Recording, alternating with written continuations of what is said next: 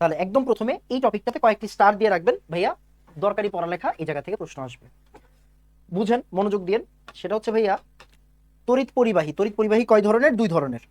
একটা হচ্ছে ধাতব পরিবাহী, মানে যেগুলা ধাতুরা যদি বিদ্যুৎ পরিবহন করে তাহলে ওইটাকে আমরা বলি ধাতব পরিবাহী। এখন ধাতুরা কিভাবে বিদ্যুৎ পরিবহন করে? ইলেকট্রন দিয়ে, তাই ধাতব পরিবাহী মানে ইলেকট্রনীয় পরিবাহী। শেষ। আবার আয়নিক পরিবাহী। আয়নিক পরিবাহী মানে আমরা জানি না আয়নিক যৌগরা বিদ্যুৎ পরিবহন করে, মানে কি প্লাস মাইনাস দিয়ে পরিবহন করে, তাই একে আমরা বলি হচ্ছে আয়নিক পরিবাহী, প্লাস মাইনাস দিয়ে ইলেকট্রন পরিবহন করবে।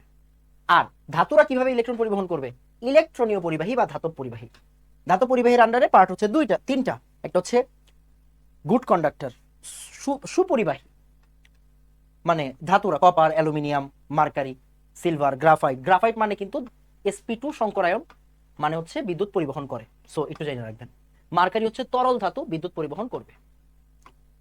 অর্ধ পরিবাহী মানে কি? ওই যে আমার সেমিকন্ডাক্টর, সিলিকন আর জার্মানিয়াম। আর সুপার পরিবাহী, সুপার পরিবাহীতে এই দুইটা উদাহরণ দেওয়া আছে আপনাদের বইয়ে, এন্ড দুইটারই ক্রিটিক্যাল টেম্পারেচার দেওয়া আছে। একটা হচ্ছে 23.2 কেলভিন, আরেকটা হচ্ছে 90 কেলভিন। এটা মুখস্থের কিছু নাই, জাহাঙ্গীরনগরে আসতে পারে, একবার দেখে রাখবেন। এবার এই যে প্লাস মাইনাস দিয়ে যে বিদ্যুৎ পরিবহন হয়, এই প্লাস মাইনাস গুলো দিয়ে বিদ্যুৎ পরিবহনটাকে আমরা আগে পড়ছি নাকি পড়ি নাই? হ্যাঁ ভাই, আগেই পড়ে ফেলছি। দেখেন প্লাস মাইনাস আসবে এই জায়গা থেকে, প্রশ্ন আসবে এই জায়গা থেকে। তড়িৎ অপরিবাহী কারা বলেন তো? তড়িৎ অপরিবাহী কারা? প্লাস্টিক, রাবার, কাঠ, কাঁচ, কার্বন। তড়িৎ অবিশ্লেষ্য কারা? এই যে চিনির দ্রবণ, অ্যালকোহল, তরল হাইড্রোকার্বন, কঠিন আয়নিক যৌগ, 100% HCl, বিশুদ্ধ পানি। এরা কি? এরা হচ্ছে আমাদের তড়িৎ অবিশ্লেষ্য। এইসব জায়গা থেকে প্রশ্ন আসবে। দেখেন বইয়ে একটা সুন্দর বক্স আছে, খেয়াল করছেন? বইয়ে যে একটা বক্স আছে, এই দেখেন, এই দেখেন মিথানল, ইথানল, তারপরে সুক্রোজ মানে চিনি, বিশুদ্ধ পানি, এরা কি? তড়িৎ অবিশ্লেষ্য। এইসব জায়গা থেকে প্রশ্ন আসবে। দুর্বল তড়িৎ বিশ্লেষ্য জানি, সবল তড়িৎ বিশ্লেষ্য আমরা জানি, এগুলো নিয়ে আমাদের কোনো ডাউট নাই। এই জায়গাটা থেকে ভালো প্রশ্ন আসবে। ওকে, এন্ড আমি কিন্তু এই জায়গায় সব সুন্দর করে দিছি। দেখেন চিনি, অ্যালকোহল, তরল হাইড্রোকার্বন, আয়নিক যৌগরা জলীয় এবং গলিত অবস্থায় বিদ্যুৎ পরিবহন করে। কঠিন অবস্থায় কি করবে? করবে না। বুঝে বুঝে বললে মুখস্থের কিছু নাই। 100% HCl, বিশুদ্ধ পানি, প্লাস্টিক, রাবার, কাঠ, কাঁচ, কার্বন। কার্বন বলতে কোনটা বলতো? হীরক।